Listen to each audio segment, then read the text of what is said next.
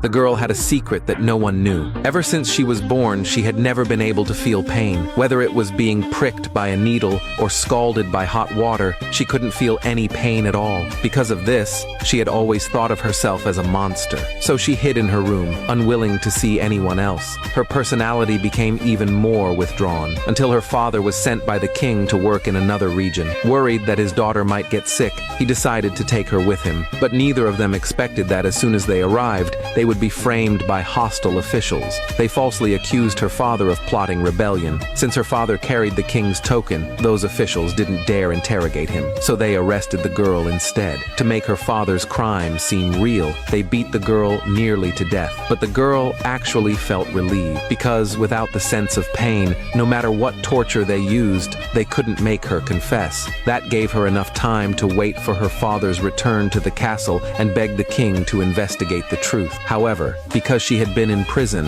and her body had been exposed when she was whipped, in that feudal era, even after she was released from prison, she still faced people's disgust and condemnation. This caused her fiancé to call off their engagement. It even affected the marriages of other girls in her family. Unable to bear the public judgment, she chose to end her life that very day. But when she opened her eyes again, she was shocked to find that she had been reborn to the moment just after leaving prison. Remembering her tragic fate in the past life, the girl decided not to fight against public opinion this time. Having learned from her previous life, she knew that only power could silence everyone. So without hesitation, she ordered her servants to carry her to the palace to confront the minister who had hurt her. In her past life, she had hidden at home out of fear of judgment. Her father, having no proof that torture was used on her, had allowed the corrupt minister to escape punishment. In this life, now that she had returned, she was determined to make them pay. So the girl rolled up her sleeves, showing everyone the scars on her body. She used her wounds as evidence of the torture. As she watched the minister being sentenced to death by the king, the girl knew she had succeeded. But what she didn't expect was that the king, to make it up to her, elevated her status to that of a princess. She was not only granted her own estate, but could also use her royal title in the future to make everyone keep quiet about what had happened. After returning home, the girl didn't choose to rest and recover, because there was still one unresolved matter: her former fiancé. In her previous life, after her incident, he and his family had come to cancel the engagement out of fear of being implicated. If they found out she had become a princess, with their greedy nature, she would never be able to get rid of them. They would even use her as a tool for profit,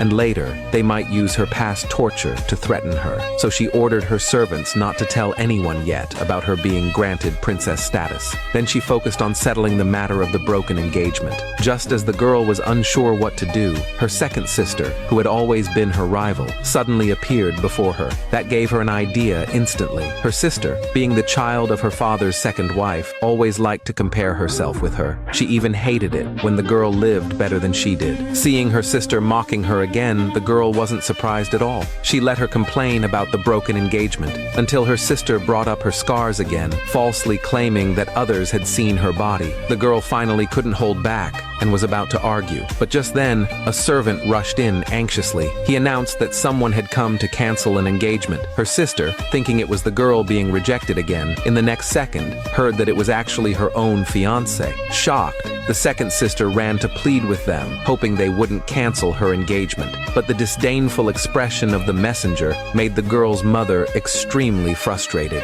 When the sister began slandering the family's other daughter's purity, the mother finally couldn't hold back her anger. She immediately agreed to the cancellation and ordered the servant to throw them out. But watching this, the second sister felt that the girl's mother was never truly hers. The girl was about to be rejected too, yet her mother didn't help her at all. It was her own mother who reminded her that since they wanted to break off the engagement right after the family's trouble, it showed that this fiancé was not someone reliable. If he could abandon one daughter once, he could abandon another the second time. She tried to make her daughter understand this truth, but the second sister blamed everything on the girl. To make the girl suffer the same fate as her, she went to a temple in the suburbs the next day because the girl's fiancé's mother was staying there. The moment she saw the woman, she and her servant servant slandered the girl's reputation, claiming the girl's body was covered in scars and that she would never be able to bear children. Every word she spoke made the woman even more worried. So the next day, she brought her son to the girl's house to cancel the engagement. When the girl's mother saw this, she wanted to ask why, but the girl had already ordered the engagement token to be brought out, a golden bracelet. When she cut it open, she found that inside it wasn't gold, but cheap silver. Seeing this, the mother furiously accused them of bringing something worthless to insult her daughter. She then ordered them to leave, but the woman still insisted on her decision, saying that the girl's body was already damaged and that she was no longer worthy of her son. Just as she was about to continue scolding the girl, a servant burst in from outside. He announced loudly that the king's envoy had arrived with an official decree.